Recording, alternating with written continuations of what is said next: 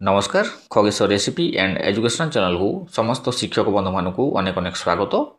आसतु discuss करवा गोटे important letter विषय जोटा कि आज डेट्रे आलेटरटी आसी board of secondary education Odisha Cuttack तरफ डेट अच्छी 1/11/2025।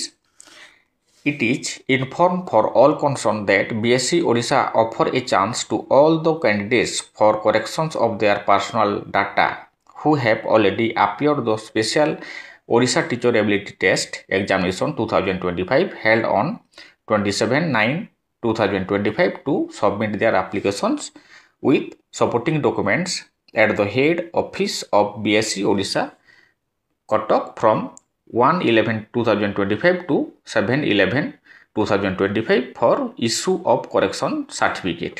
एटी कहुई स्पेशल ओटीटी एग्जामिनेशन जोटा कि ऑलरेडी हो जाइए 7/9/2025 रे। तो जो टीचर माने परीक्षा फॉर्म फिलअप रे जदि कौन सी भूल तथ्य देइछंती बा सेमती किछि भाबुछंती ताहेले बीएससी ओडिशा तरफ कहुई जे आपण माने निजर पर्सनल डाटा करेक्शन करिवा पई एप्लाई करि परिबे।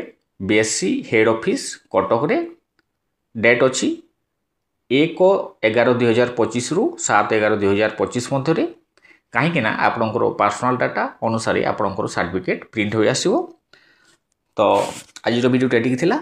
वीडियो भल लगी लाइक करदे और जो मैंने मो चैनल नुआर अच्छा हृदय सह सब्सक्राइब करने। नमस्कार।